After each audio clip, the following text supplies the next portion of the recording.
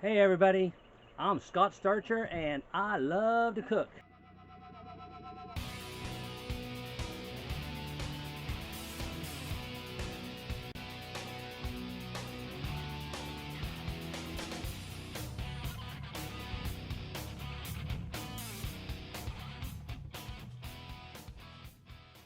Welcome to Make Your Belly Happy Barbecue.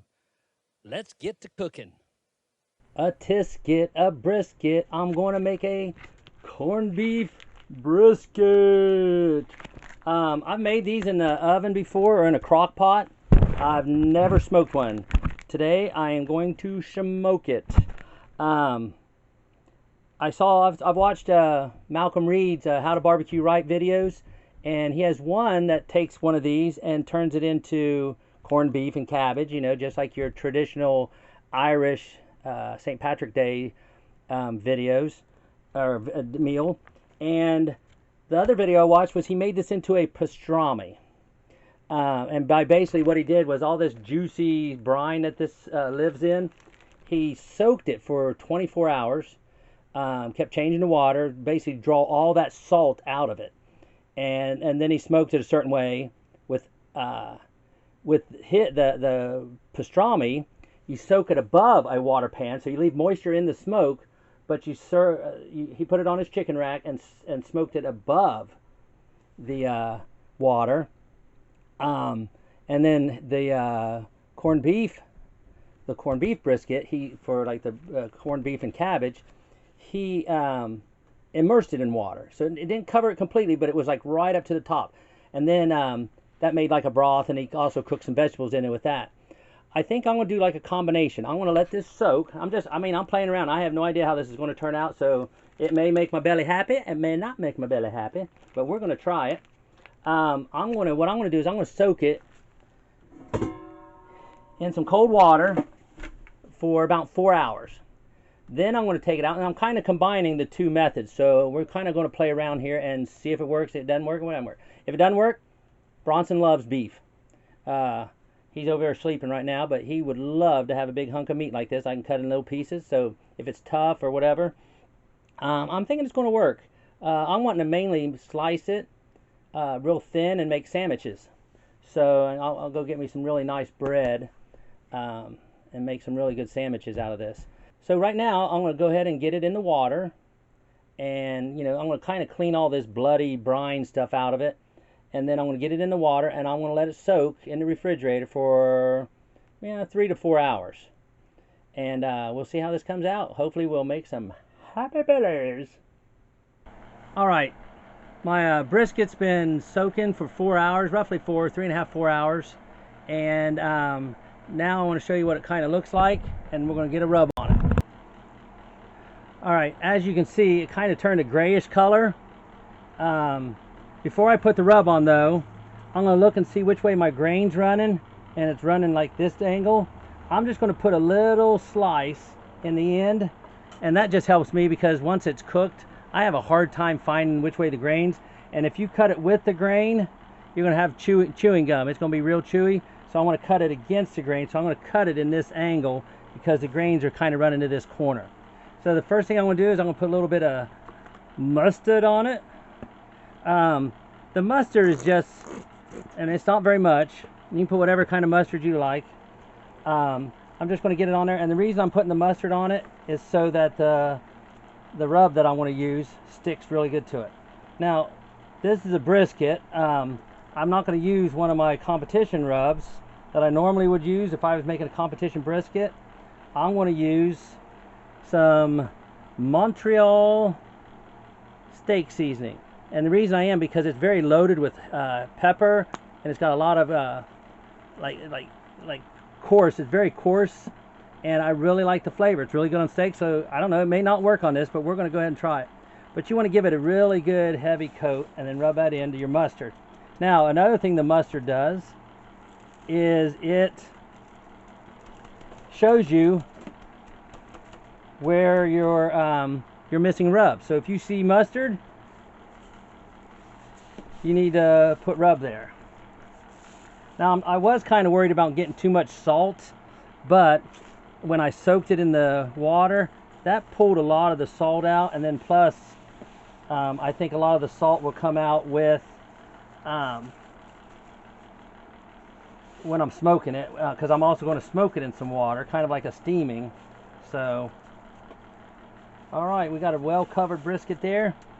The smoker's heating up as we speak, and I'm just going to kind of pat some more rub on this, so because a lot of it will fall off. But I really like it. I'm hoping this Montreal steak seasoning will really enhance the flavor. It does on steak, so it should do it on here. So we're going to go out there to the chubby. I got a backwoods chubby fired up, smoking.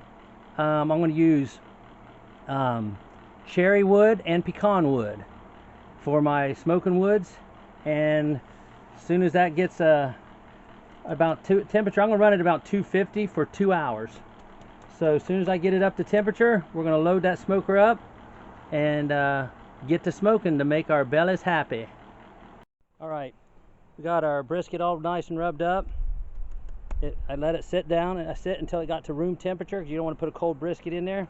I'm going to put it in here on my middle rack and shut her up.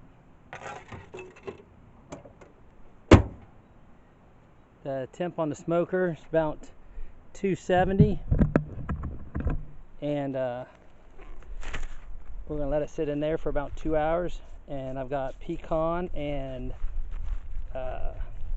cherry wood, and that'll get it good color, everything. So after 2 hours, we're going to put it in a water bath and let it sit in there and put a probe in it until it comes up to temperature. I'm going to pull it about 203 and then let it rest, and that should get us some good slicing brisket. So hopefully this turns out. I've never done one this way. Live and learn, and if it turns out, Belly's happy. If it don't turn out, Bronson the Great Dane's belly is going to be happy. So be back in 2 hours.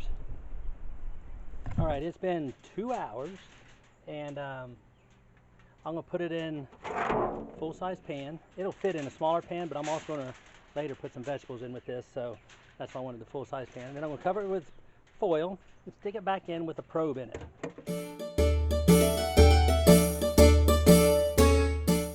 I'm going to put in some water, just regular water, no flavors.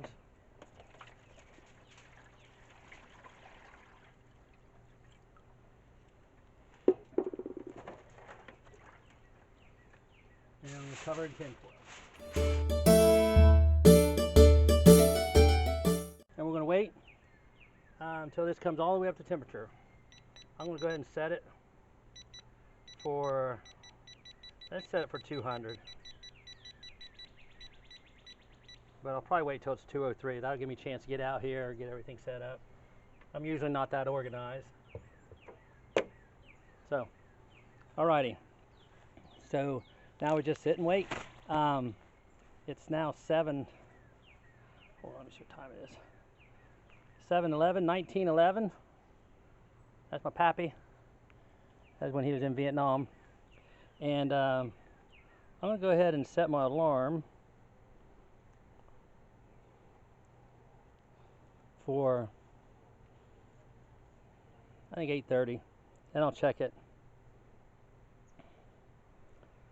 So we'll set the alarm for 8:30.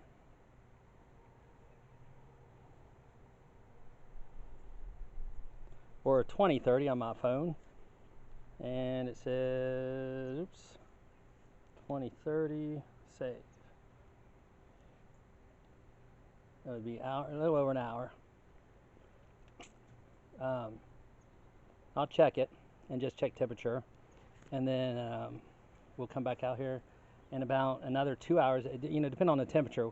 Once the temperature gets up to about 165, 180, somewhere in there, I'll put the vegetables in.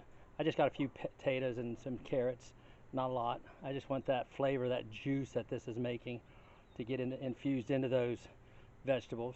Probably cut up an onion. So I don't want to put them in now, because then it'll be so mushy by the time it comes out. So I'm going to check my fuel and then go back inside.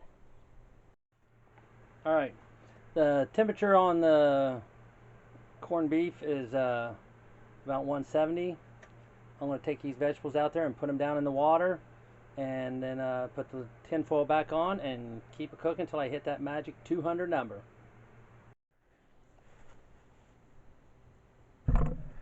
Alright, this is kind of what it's looking like. Got my trusty headlamp on. So I'm going to take these vegetables. We're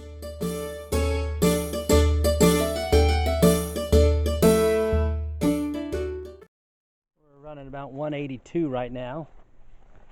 So it's probably about another hour or so. We'll be about 200. And then we're going to make our bellies happy. Alright, we hit our temp. I'm talking kind of quiet because it's like midnight. And this went a lot longer than I thought it would be, but we finally hit the temp.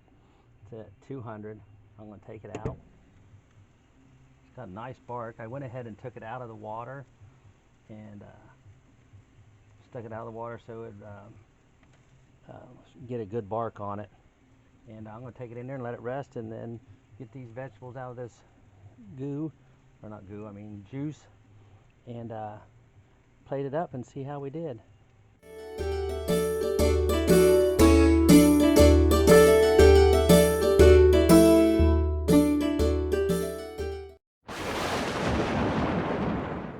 Alright, we got a nice plate. Looks really good. The potatoes and carrots all around it. This is how I would present it if I was presenting it for a meal. It's midnight. I'm not making a meal, but I needed to make it look good for the video. I'm ready to throw it in some Tupperware and go to bed. But I wanted to finish this video. It took a lot longer to smoke than I thought. It was just a little 4-pound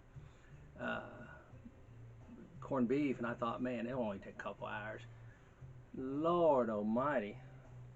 It was, I put it on at 5, so 7 hours, 6-7 hours. I cranked the chubby up to about 300, 325 just to try and get it up to temp, and it just took forever. It's like I hit one of those stalls that everybody talks about. I've never had a stall. I've only done a few briskets though, but yeah, I hit that stall and I didn't know what else to do. So, but I don't know. It might have been because I put the vegetables in. I don't know. But it looks really good. It's done. It's very moist. I'm gonna take this piece out here in the middle. But I mean, if you look at it, it just falls apart. I mean, it holds its shape, but then it just falls apart when you tug on it. So let's give it a taste. Oh Lord, that's good. I guess I'd have to call that corned beef because it's not really much of a pastrami taste to it. I think you'd have to soak. You definitely have to soak all the water out of it. Man, that's good. That's gonna be good for a sandwich tomorrow. Let me try one of these carrots. These carrots have been sitting in there a couple hours. Wow, I like that. It's got a good smoky flavor to it.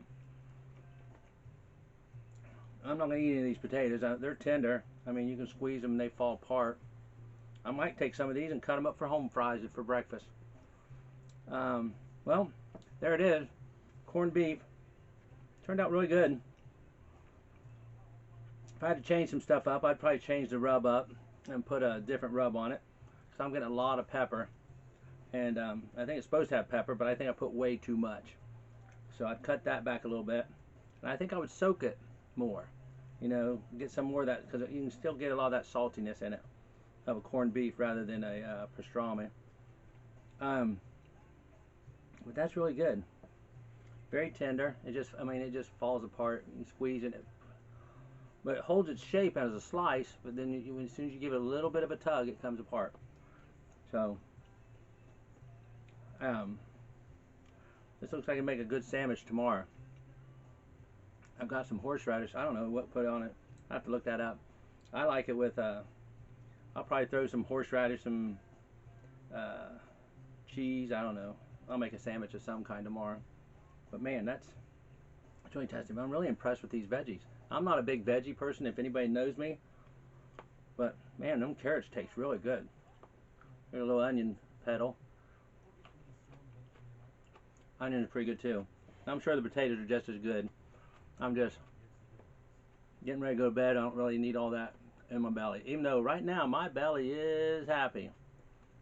So Hit the buttons, like, subscribe, hit that bell for notifications. Leave me a comment. I comment back.